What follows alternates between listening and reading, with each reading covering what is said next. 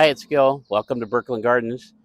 Today we're going to do a little bit of work on a Japanese maple I've had for quite a long time. As an air layer that I took off of one of mine at home, and then I've tried some air layering, but it looks like it's ready to send out some roots, but I need to get some new moss on this. So we're gonna do that and film it and talk about it, and maybe a few other maples I have here as well.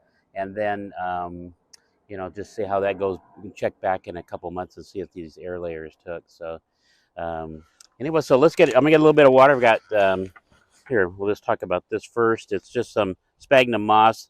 I collect this in my own woods at home where I live, but this is some that I purchased. So you can get a bale of this, either small or large bale of it, if you want to do air layering. So this will hold the moisture really well. So I'm going to get it good and soaked and then wring it out. I don't want it too wet, but I want it good and damp. And then we'll get it around our air layer and get it wrapped with some plastic and hold that. And then I'll put one of these little cups around that I've fabricated up out of a little plastic pot. So we'll get a little bit of water in here. Also doing some low volume irrigation. We're still in the process. So right here we have, if you ever do low volume, this is hooked up to city water, and then we have a well as well that we don't drink out of, and it's for irrigation in general. But so on this one, we've got a filter, a backflow preventer right here that will keep water from going from the irrigation system back into the city water system.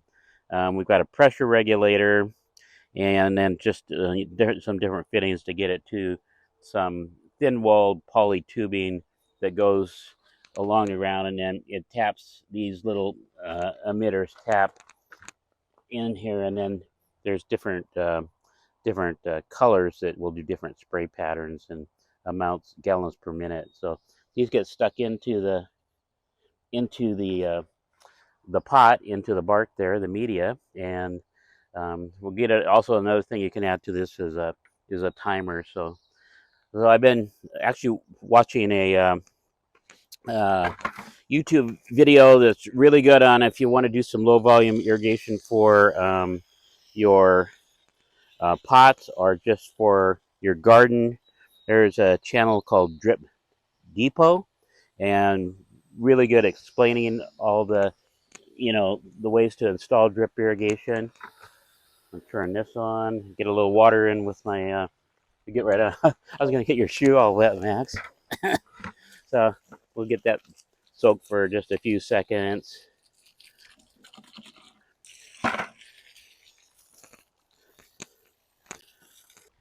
So anyway, we've got this this moss pretty well saturated. Gonna wring it out.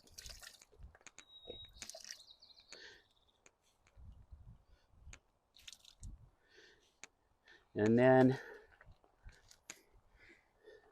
we're gonna wrap it around here. I'm gonna get it right about in the middle and get that kind of holding on to the branch a little bit so I can see and get that to stay. And then I'm gonna grab some of my plastic wrap. Where'd I put it, Max?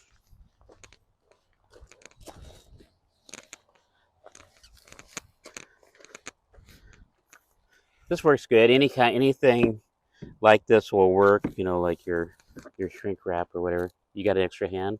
Just hold that, attach that, and I'll start. Once I get it going, I can just wrap it around. Okay. Wrap it somewhat tight. We're also going to put something else around here to just snug it up a little bit more, that we can get this somewhat tight as we wrap it. Yep.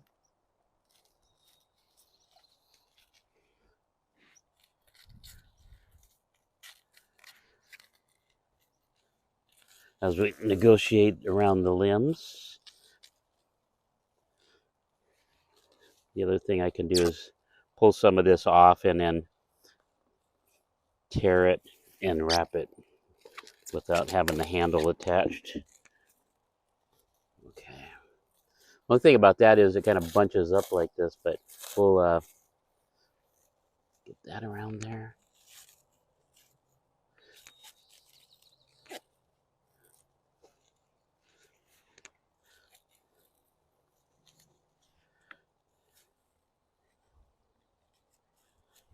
Actually, that worked out pretty good. This moisture will stay, with that on there, will stay pretty good. And then I'm going to grab one of these cups that I had. And these were called cutie pots. Buckholz Nursery used to use these, I think, or one of the other Oregon nurseries for potting up some of their smaller trees. So I'm gonna wrap that around there, just so that the only reason I'm doing this is it helps to keep the birds and things off of. They'll land on here, peck through the plastic, and they'll grab the moss to build their nests, and they're just about done with that. And then that other thing, it gives it some sun protection. If the roots start to grow into the plastic, they could possibly get some scorching sunburn on them, from that. So what we'll do is we'll cut away for a minute. I'm going to find something to to attach this with, and I think I'll just put a little bit more moss in there, and then we'll come back and finish it off. I'll go ahead and do this, and I can talk about it later.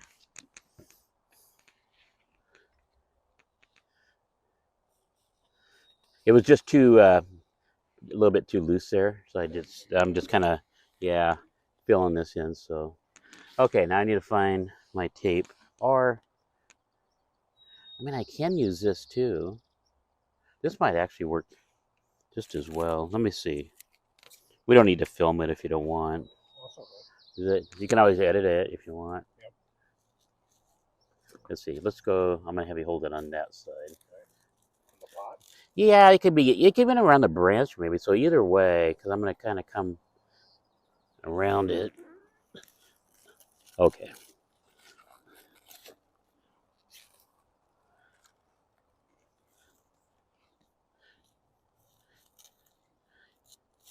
Do we have pruners here, Max? So off comes this branch, and this was one of the air layers. I've kind of neglected this whole tree through the process. So anyway, that's going to go away, and we'll finish wrapping this up, this branch. And then I think in a couple of weeks, Max, we'll do just as part of another video, we'll just come back and double check on it, make sure it's nice and moist, and take it off and see if we're starting to get some roots. So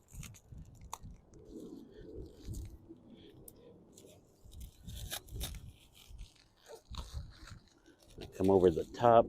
I get it sealed up pretty good. It eliminates some of that evaporation.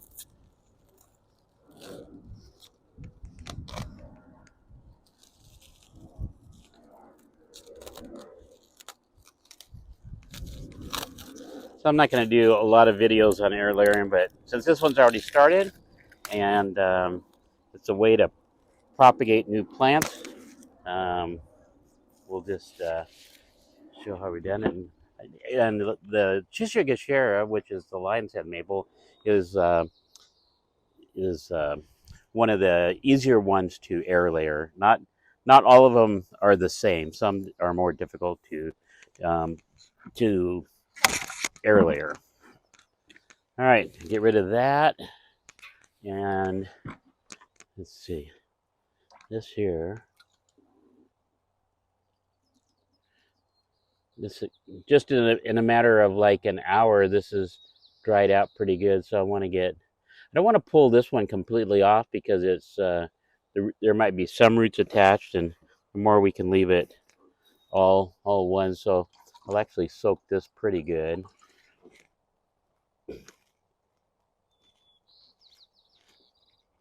And then that moss that's underneath it will get more damp as well.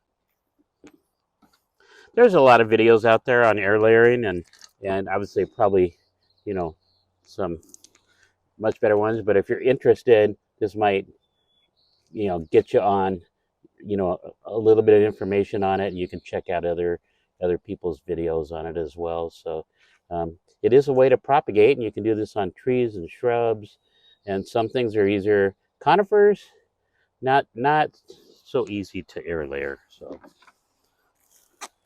okay, we're gonna try and get this. I think I can hold this one, Max. It's a little more. I don't have the branch in the way.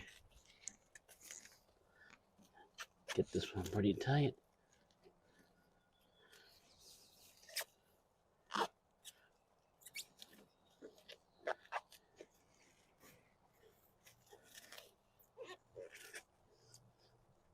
It's a poor man's way to propagate, right?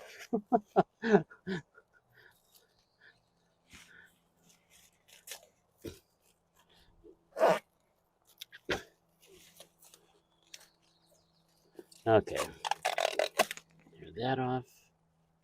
Got that. I'm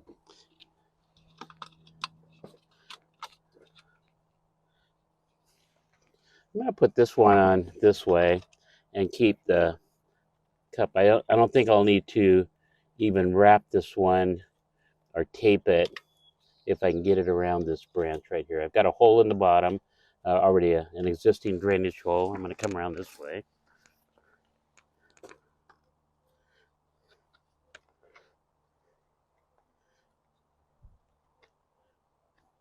There we go. We had a branch in the way there, so. All right. I think that'll be good. I don't need to really even tape that. We'll just keep an eye on it. It's just, again, to keep the sunlight from beating down on it and to keep the birds from robbing the moss for their nests. So hopefully babies are hatched now. They're not building nests too much right at this time of the year. So anyway, let's look at it. Boy, I wish I had a photo of it, but I just sold a summer gold Japanese maple that was about 5 feet tall, and so I have some regrets about selling it because it's a hard one to find, and it was a nice mature one. But I wanted to show. I have these maples available to me. They're Crimson Queen, which is a popular one, but if you want a weeping Japanese maple, red variety, the dissectums, Crimson Queen is a top choice. Tamukiyama is, another one. It'll grow a little bit taller, not tall I'm talking about, but just will mound up a little bit more, and is another really nice one. The color will be a little different, maybe a little more intense purplish, reddish. But Crimson Queen, hard to beat as far as been around a long time, tried and true. So these are gonna, after discounting these will be in a 5-gallon size, will be priced at $90. I might even have them priced a little bit lower than that. So, and then I have another tried and true Japanese maple. The Bloodgood would be a nice, upright, small to medium-sized tree. I have Emperor One and Bloodgood are very similar. Emperor One, almost the same, but Emperor One will leaf out later in the spring. So if but typically around our area in the Pacific Northwest, either one of them work just fine. The reason Emperor One works better, if you get late frost, freezing, hard frost in particular, you would be less likely to have winter, the freezing damage, that winter damage. So these, same price, 5-gallon size, $90 or maybe just a little bit less, and these will be available at the nursery. And right now, I do have a few coral barks that'll be available as well, same size. And then, I was hoping to have some maples to ship this fall too, but I think the inventory just isn't going to be there in the 1-gallon size. So maybe another time. But just seeing in the background, we've got. Oh, I just want to. We'll talk about the. I've got it in the shade right here, but Gold Rush. I've sold the last one. We're keeping this one. In previous videos, we might have seen a personal one here at Burkland Gardens. It was in back of the garage, but it got to be like 60 feet tall, and it was right next to the foundation, and the tree had to come out. So this is going to be the replacement for it. Now all the others I had are now sold. So this will go into our landscape. Here is one, I don't have the exact name, but it's the Ryusen style, I do believe, and maybe Max can get a little bit of a close-up on the leaf. It's got that, it's variegated. I don't know if it's, you call that reticulated, but it's definitely variegated. They grow upright, but then the branches weep down, and it's a slow grower. Um, if you want to learn more about maples, my suggestion is to go to Mr. Maple, Matt and Tim, and all the work that they do, selling and educating all of us on Japanese maples are just invaluable, really. So it's so I'm gonna be ordering a few things from them, even on the retail site. Even though I qualify for the wholesale, I just want to get more maples into my inventory for my personal use. So. And next up, we got a few Macawi Asabusa. I'll probably keep both of these. I might sell one of them, but nice size ones. These are. I have another. Well, we went over to Salazar's nursery and we showed these, so that's a good place to get these right now, along with the lion's head and a few others. So, kind of a cool tree on a standard, really old Korean fir. Again, I think we talked about it in another video. I have a second one back here I'm calling it Silver Pearl. It's one of the silver types that came out of Germany. And then Autumn Gold, which is a nice, again, medium-sized tree of the ginkgo. So if you want a larger ginkgo in your yard and a male clone, it's a grafted one, won't go to seed and be foul smelling, so that will be a nice one. And we've got other younger, smaller ginkgos available here too that we'll put up later on our website. So that's we wanted just to talk about the air layer, show a little bit here by the barn as a video, and this is where people drive into the nursery and some of the first things that they see. So I appreciate you following along and watching the videos and staying tuned, and we'll see you on the next one. Bye.